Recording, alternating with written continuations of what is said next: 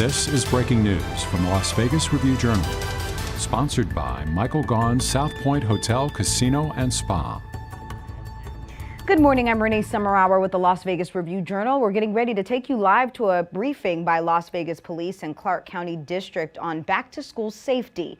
Of course, everyone in the Las Vegas Valley is getting ready for the school year to start on Monday, and schools around the valley will be busy. This year, only about 5% of registered students have signed up for virtual learning.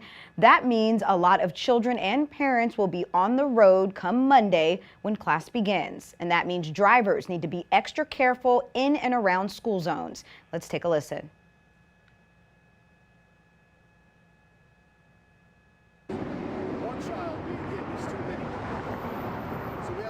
For our commuters and our parents. We know that the commuters have gotten out of practice of slowing down, going through school zones.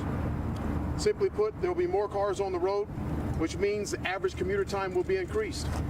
More pedestrians and crosswalks. Be mindful when you're driving through neighborhoods. Slow down. These kids are going to be out there. They're going to be going to and from the schools through the neighborhoods.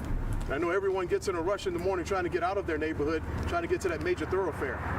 Those are those opportunities for us to be especially watchful, not on Instagram watching a reel, but watching for those kids as we go through the neighborhood. Anytime you approach a school zone, be 15 miles an hour. Anytime you approach a crossing zone, be 25 miles an hour. If you go faster than the posted speed limit, you will receive a ticket. Fines are steep. What's even more steep is the human lives that are affected when an accident occurs, when a child is struck by a vehicle. Remember, children are easily hidden off the hood of your car. So as you pass through a crosswalk, while a pedestrian is crossing, if the cars are braking near the crosswalk, stop and wait. Assume that there's someone in the crosswalk. If you're behind a school bus and the lights are flashing, don't pass that school bus. Allow for the school bus to retract the signs and allow you to pass on through. Kids are unpredictable.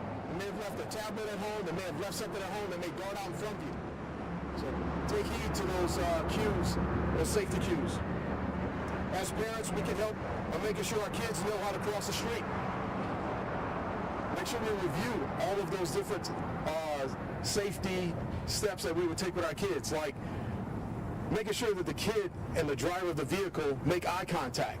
So it will ensure that both of them understand that there's an understanding that the kid can cross in front of them. So let's remind everyone, starting August 1st, leave a little bit earlier for your destination, pay attention, and pack your patience. Quite literally, lives are at stake. Little kids' lives are at stake. So now, thank you. I'm going to turn it over to Lieutenant Brian Zeke, Clark County School Police Public Information Officer. He will talk more about the district's efforts to address school safety. Brian? Thank you, sir. Thank you, Captain Hank, and thank you to West Prep for hosting this press event. Like the captain said, this is a multi-jurisdictional, valley-wide enforcement event. We work hand in hand with our local partners to ensure that our kids get to school safely every day so that they can get the education that they deserve and that they're owned by us as a society. We will be monitoring social media. We will be out there on the streets. Our campus officers will be working closely with our school administrations to quell any problems that we have on our campuses. We also want to remind everybody that it's been a good long while, 18 months since our kids have been on campus, so everyone's anxious. Kids are anxious, schools are anxious, staffs are anxious. We have to remember too that we have a lot of kids who are going to be starting school that have never stepped foot in the school that they're going to be attending, right? We've got elementary, kindergarten and first grade students that have never been on campus. We've got 6th and 7th graders that have never been on campus. We also have high school freshmen and sophomores that are going to be on campus too. So this is a whole new experience for all of them. So we're just asking everybody to let's all work together. Let's be mindful. If you see something, say something. Parents, students, teachers, everyone out there should know that safevoicenv.org is available 24 hours a day, 7 days a week, online. It's anonymous. If you have any safety concerns reference to any of our schools, that's even charter schools and private schools in the Valley, please reach out to that app. You can download that app. It's on the Google and the Apple Play Store. It's absolutely free, and you can remain 100% anonymous as you would make those tips to us. that tip line was so valuable to all of our jurisdictions during this pandemic so that we could take care of the kids and address any needs that they did have. As we go into this school year, we all talking about mental health crisis, mental health issues. We've all stepped up our activities on that. Metro, North Las Vegas, Henderson School Police, we've all been sending our officers through CIT training so they can better handle children and adults in mental health crises. At the mental health services in the Valley, we're all standing by, we're all ready for this. So we're just looking forward to having a good school year. So as life returns to normal, so is our message is simple. We protect our kids, we protect our community. Let's all work together to do this so they can have a safe, peaceful start to the school year. Now you mentioned it's been 18 months since a lot of faculty, a lot of students go on campus. It's been 18 months since a lot of us have driven through active school zones too. What's that transition going to be like? What should drivers be mindful of? The driver should be mindful of additional drive time. There's been considerably less. We haven't seen school buses on the roads, so we have to anticipate those. Leave earlier. All right, anticipate that those kids are going to be out there, and follow the schools, follow the safety signs on the road. 25-mile-an-hour zones, 15-mile-an-hour zones. Drive, looking at the horizon, anticipating the actions of the kids. I think we'll have a safe transition and a safe school year. Yeah, it's a great question too, because you have to remember also, starting Monday, we're going to have 1,500 school buses out on our valley roads, which we have not seen basically in a year and a half. There's a lot of road construction going on. Everybody here probably drove through the 95 Spaghetti Bowl today too, so a lot of the school buses are going to be going through that exact same corridor. So we're just asking everybody, pay attention to the yellow and black. You can't miss a school bus, hopefully, and just pay attention. Slow down, plan your commute accordingly, like Captain Hank said.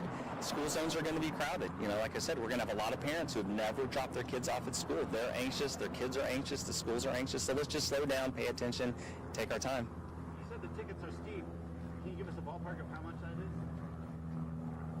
Excuse me? Sorry, I didn't hit the question. The tickets are going to be steep. Can you give us a ballpark of how much money that will cost per bus? Unfortunately, I don't have that number. 205. It's 200. Yeah. Lieutenant has given me a number of $200. Not going to quote him, but yeah, it's about $205 to start, and then if you're involved in an accident in a school zone, or more importantly in a crosswalk, then that ticket can quickly bump up to reckless driving, which will add points to your license, and will also incur a lot of community service along with a lot of fines. I know CCSD has a specific jurisdiction, so how do you guys plan on working with LVMPD in those gray areas in between school zones? Well, there's actually really no gray zones anymore. CCSD PD is a Category 1 police agency now, so we have valley-wide jurisdiction, but we just primarily focus on our campuses. I've been in 2 meetings with Captain Hank here over the last 2 weeks as we plan for the beginning of the school year. We all work together in the Emergency Operations Center down at Metro, so every single police agency in the Valley has a player at the table, so we constantly communicate with each other. I know you spoke about, emotional distress and issues like that, but as kids come back to school, what kind of security is in place?